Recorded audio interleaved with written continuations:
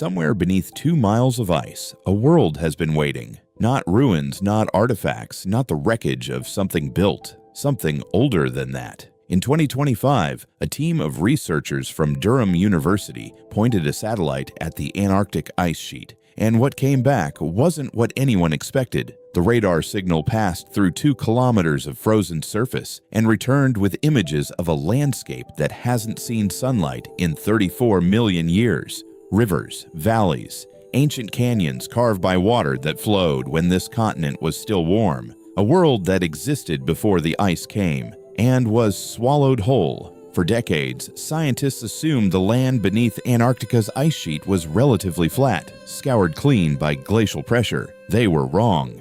What lies below is one of the most complex and preserved landscapes ever discovered on Earth, and it has never been touched by modern human hands. This is not a story about what someone built beneath the ice. It's a story about what the Earth buried, and what it means now that we've finally seen it. What technology made this discovery possible?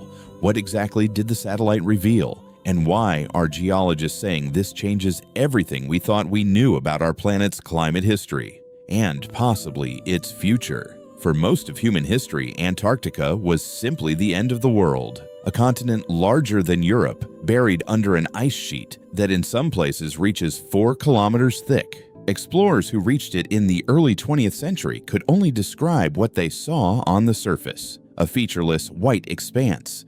Hostile and silent. What lay beneath was considered unknowable. Geologists assumed the bedrock below was flat, compressed by the weight of billions of tons of ice pressing down for millions of years. That assumption held for over a century. Then came radar. The technology is called ice-penetrating radar, and its principle is surprisingly simple. Radio waves travel through ice the same way light travels through glass. They pass through it, hit the solid surface below, and bounce back. By measuring the time it takes for the signal to return, scientists can calculate the exact depth and shape of whatever lies beneath. It's the same logic as sonar on a submarine, adapted for frozen terrain. But the scale of what Durham University attempted was unprecedented. Working with data collected by the RADARSAT satellite, a Canadian Earth observation system capable of mapping vast areas with extraordinary precision, the research team processed thousands of individual radar measurements taken across one of the most remote regions on the planet. The satellite didn't just skim the surface, it effectively looked through it. What made this project different from earlier attempts wasn't just the technology, it was the volume of data and the computational power to process it. Previous radar surveys had mapped sections of Antarctica's bedrock, but always in isolated strips, like reading a book, one random line at a time. The Durham team, publishing their findings in Nature Communications, was able to assemble those fragments into something coherent for the first time, a complete picture. And the picture was nothing like what the models had predicted. Instead of a flat, eroded plain, the radar revealed a landscape of extraordinary complexity. Ridges and valleys hundreds of meters deep, ancient riverbeds, their channels still intact after tens of millions of years, preserved in near-perfect condition beneath the ice. Canyon systems stretching for dozens of kilometers, carved by rivers that once ran freely across a continent that, at the time, sat in a temperate climate zone and was covered in forest. This was not a dead landscape, it was a frozen one. And there is a critical difference. A dead landscape shows the marks of destruction, scraped, ground down, erased by glacial movement. What the radar revealed was a landscape that had been buried rapidly enough that its original features were still intact. The rivers didn't disappear, they were covered. The valleys didn't collapse, they were sealed. 34 million years of ice acted not as an eraser, but as a vault. The question that followed was immediate and unavoidable. If the landscape is this well preserved, what else is down there? The maps came back in layers. First, the broad outlines, a continental landscape emerging from the radar data, like a photograph developing in a darkroom. Then, as the team refined the signal processing, the details sharpened. River channels, valley walls, the unmistakable signature of water that had once moved across this terrain with force and direction and purpose. The region the Durham team focused on sits in the eastern interior of Antarctica, one of the most isolated places on Earth. On the surface, it looks identical to every other part of the continent. White, flat, featureless. But 2 kilometers below that surface, the radar was reading something that hadn't existed in any scientific model. A river system older than human memory, older than the ice itself. The channels discovered beneath the ice stretch for hundreds of kilometers. Some are narrow and winding, the signature of rivers that meandered slowly across flat terrain. Others are deep and straight, carved by fast-moving water, cutting through harder rock over long periods of time. The team identified multiple drainage basins, meaning this wasn't a single river. It was a network, an entire watershed, the kind that today would feed lakes, support forests, and sustain complex ecosystems. 34 million years ago, it did exactly that. This is the detail that changes everything. Antarctica was not always a frozen wasteland. For most of Earth's history, it was a temperate continent, positioned where it is now, at the bottom of the world, but covered in vegetation, crossed by rivers, and warm enough to support life. The freezing happened gradually, driven by shifts in ocean circulation as the continent separated from South America and Australia and became surrounded by the Antarctic circumpolar current, a ring of cold water that cut Antarctica off from the warmer currents of the global ocean. The ice came, and it came fast enough, in geological terms, to bury everything beneath it rather than grind it away. What the Durham team found was the landscape that existed at the moment the freezing began, a snapshot of a world in transition.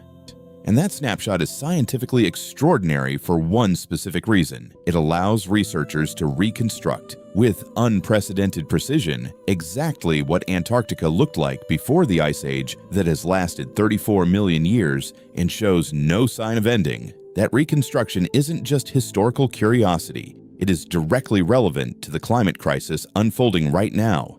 Here is why. The ice sheet sitting above this buried landscape contains enough frozen water to raise global sea levels by roughly 60 meters if it melted completely. Scientists have long studied the surface of that ice sheet to understand how stable it is, how quickly it might respond to rising temperatures. But those models have always been built on an incomplete picture of what sits beneath it. The shape of the bedrock matters enormously.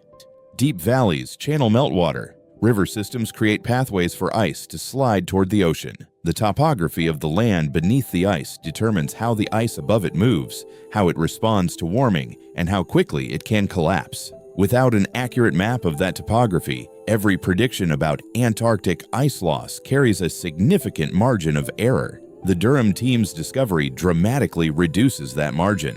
By mapping the ancient river system in detail, researchers now understand the underlying landscape well enough to build far more accurate models of ice sheet behavior. The valleys and channels that once carried water to a warm Antarctic sea will, under certain warming scenarios, carry meltwater in the same direction, toward the coast and into the ocean. The buried rivers are not just a record of the past.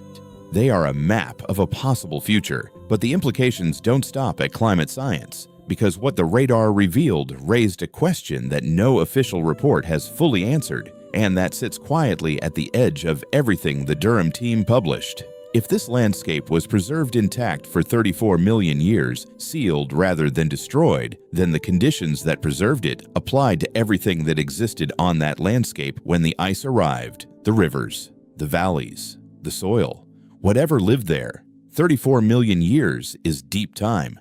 No human civilization existed then. No evidence of human presence could logically survive that long or predate that freezing event. The science is clear on that point, but the question the discovery quietly opens is a different one. Antarctica's coastline today is buried under ice. Its bays, its inlets, its continental shelf, all of it sealed. And the freezing didn't happen all at once. It happened in stages, over millions of years, as the climate cooled gradually, which means there were periods, long periods, when parts of Antarctica's coast were accessible, warmer, potentially habitable, not 34 million years ago, but far more recently than that. What else is preserved beneath the ice? In shallower layers, in coastal regions, in areas the radar hasn't yet reached, remains one of the most open questions in modern Earth science. Not because researchers believe they will find something impossible, but because the discovery of a perfectly preserved ancient landscape has proven beyond any doubt that the ice doesn't destroy what it buries, it keeps it.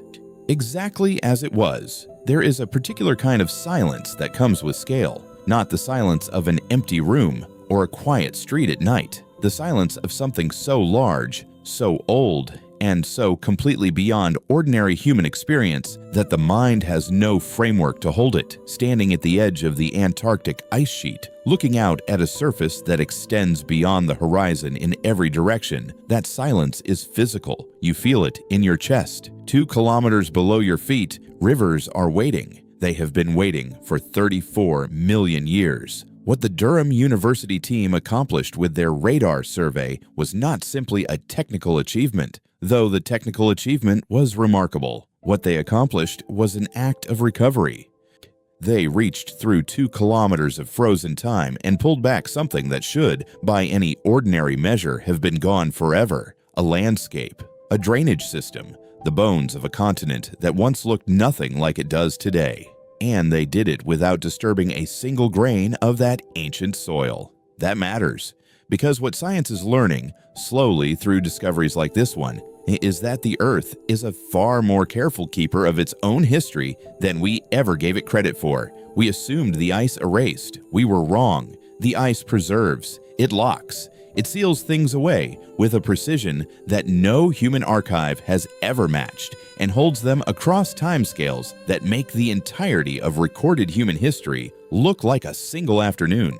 34 million years ago, a river ran through what is now one of the most hostile environments on Earth. That river is still there. Its banks are still shaped by the water that carved them. Its channel still curves in the direction the current once flowed. The valley walls still hold the geometry of a landscape that breathed and grew and changed with the seasons, before the cold came and the ice covered everything, and the world above moved on without it. The scientific implications are significant and immediate. Climate models that predict the behavior of the Antarctic ice sheet under continued warming will now be built on a far more accurate foundation. The ancient river system mapped by the Durham team reveals how meltwater would move across the bedrock if warming accelerates, which pathways it would follow, which valleys would channel it toward the sea, and how quickly the ice above could respond. Those predictions matter for every coastal city on Earth. They matter for hundreds of millions of people living at elevations that would be underwater if the ice sheet destabilized. This discovery is not abstract science.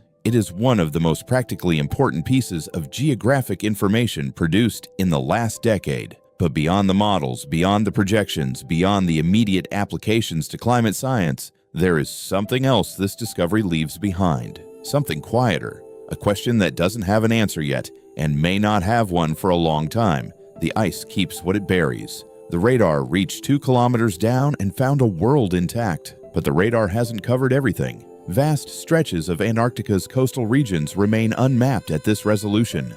Shallower deposits, older shorelines, areas where the ice arrived later and where the conditions for preservation would be different, and in some ways more complete. We have looked at one window into what lies beneath. The continent has many more. What the next survey finds, what the next generation of ice-penetrating technology pulls back from the frozen dark, may be nothing more than rock and ancient soil. In all probability, that is exactly what it will be. The science points in no other direction, but the ice has already surprised us once. It showed us rivers where we expected flat stone. It showed us a landscape where we expected erasure. It proved that 2 kilometers of frozen pressure applied across 34 million years is not enough to destroy what it covers, only to hold it, and somewhere beneath the ice. In the regions the radar hasn't reached, in the shallower coastal layers where the freezing came later and the preservation may be deeper, the vault is still closed. We have only just found the door.